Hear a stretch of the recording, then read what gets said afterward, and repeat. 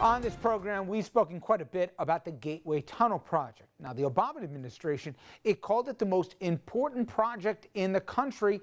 It includes a new rail tunnel under the Hudson and also fixing the existing one. It is essential because the current tunnel, it's 100 years old and it's deteriorating before our eyes. If anything happened to it, millions of people would be impacted because it is a bottleneck for the East Coast corridor. Even though President Trump keeps saying that he wants to spend a whole lot of money on infrastructure, this project may not make the cut. Trump reportedly ready to nix funding for the project, in part because it is important to Senator Chuck Schumer. Obviously, both from New York, Senate Minority Leader's office, it gave us the following statement, quote, "This project is vital to 50 million people in the Northeast Corridor and to our American economy, and politics should not get in the way." For more, we are joined by Dani Simons. She is spokesperson for the Regional Plan Association. Dani, thanks for the time. Thanks for having me. Do you think that's what's at play here? Is this about dollars and cents or red or blue? You know, at the end of the day, this is a project that is connecting an area that's responsible for 20% of our nation's GDP. And whether or not people want to argue about the politics of it, the fact remains that this is a critical project for our nation's economy. And that's what this conversation has to be about. Did you get the sense that not too long ago, people were right to have optimism that this thing was going to happen? I saw Peter King, a Republican congressman from Long Island. There were other Republicans as well who have been put off by the recent language out of the White House. Did something change in the last month or so, or was this thing unlikely from jump?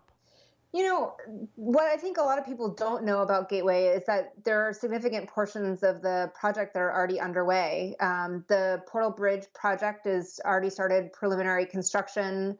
There are portions of the connection points that the tunnel will go to on the Manhattan side that have already been built. And the environmental impact statement for the tunnel itself is well underway and has actually moved along in a very streamlined fashion, just as the Trump administration has called for with their new infrastructure proposal.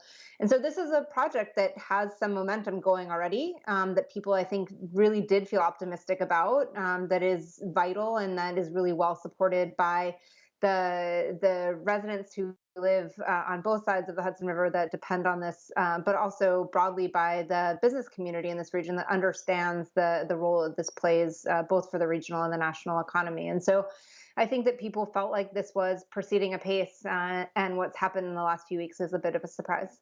So nobody at home thinks, oh, this is just some pork barrel project.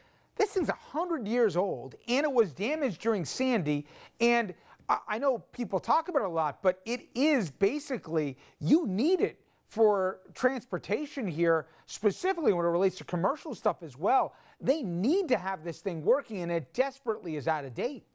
Yeah, I mean, this is talking about a tunnel that's older than my grandfather would have been if he was still alive. And you've got hundreds of thousands of people that are using it every single day. If those people were not able to use the tunnel, and I think you put it right, that it was severely damaged during Sandy, Amtrak has said that, you know, any time during the next 10 to 20 years, they could have to take the entire thing offline for critical repairs. And that basically means with an infrastructure project of this size, if we don't start doing construction on a backup now, it's going to be too late. It's going to mean that we're going to have to shut this tunnel down without a backup. And if we shut this tunnel down without a backup to do the repairs that are needed, you're going to displace hundreds of thousands of people. Where are they going to go? They're going to go on the roads. And that's going to back up not just the roads in the Northeast corridor, which are already, you know, legendary for their congestion, but it's also going to back up freight, because freight mostly moves by truck in this region. And so that's going to have a serious impact on the economy. You're also going to move some people to the airports. New York's airports are rated the worst in the country in terms of delays, and that has ripple effects to other airports around the nation. So it's also going to impact air traffic all around the country as well. And so the knock-on effects from taking this one tunnel out are going to be significant and felt across the country. You know, Dan, the administration said, hey, this is some local project. Let New York and New Jersey pay for it. Realistically, especially with the tax change, but even before that, there's no way the local states can foot the bill here. If you don't have Fed money, this doesn't happen, correct? Yeah, absolutely. So the states have stepped up with a commitment to matching funds for this project, and I think that that's important to note as well. We're not asking the federal government for 100% of this project, and that's just not the way it works. But the federal government has always invested, and that just does not mean financing. That means actual investment, actual dollars into our public infrastructure projects. That's why they're called public infrastructure. You need the public money for them to actually go forward and for them to work. There are ways to use public-private partnership to make this project more efficient, but at the end of the day, you need federal dollars for it to go forward. All right, stay tuned, but at this point, it does not look overly optimistic.